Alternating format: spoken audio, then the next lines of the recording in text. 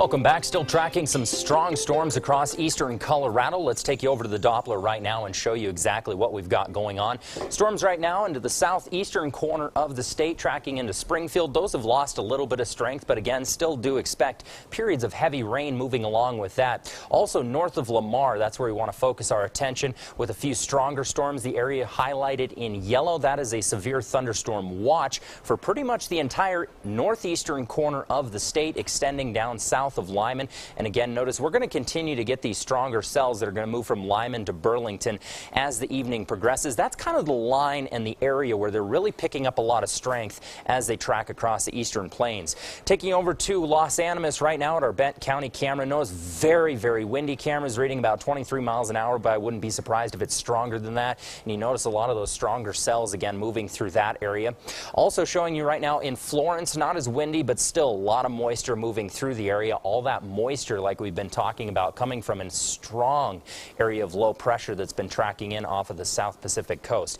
As for the skycast for the remainder of your evening, again, painting in some of those stronger showers that are going to continue to move through Springfield, and again, isolated storms moving up through Lyman. The area we really want to keep our eye on is pretty much that I-70 corridor and north. That's going to be the best potential for strong storms tonight. We'll still see a few showers, though, kick up along the I-25 corridor. Should see a little bit of a break in the action around 7:30, but more moisture is going to follow in. And again, right about 10 tonight, we'll continue to see more showers move over top of the high terrain.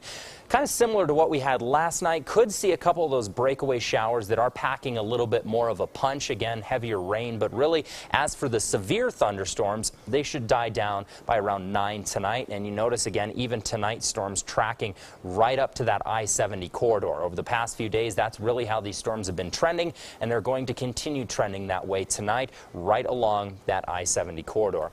As for the lows tonight, fairly comfortable across the board. 52 in Colorado Springs, 56 in Pueblo.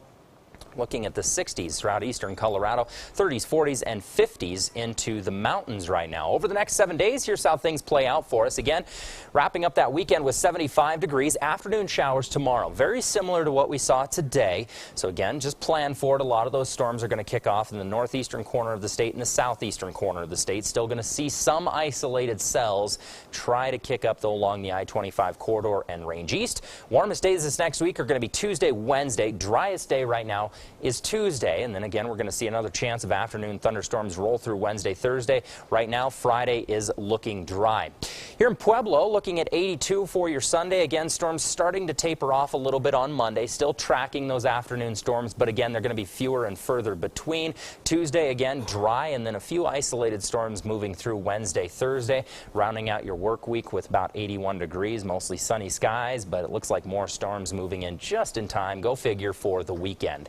Canyon City, 78 degrees again, afternoon storms Sunday evening into Monday, dry on Tuesday with those temperatures reaching the mid to high 80s. So it'll be a nice Tuesday, Wednesday. At least we're not tracking a lot of storms on Wednesday. So if you have a date with your pool, yeah, that's probably going to be your best bet is Tuesday, Wednesday.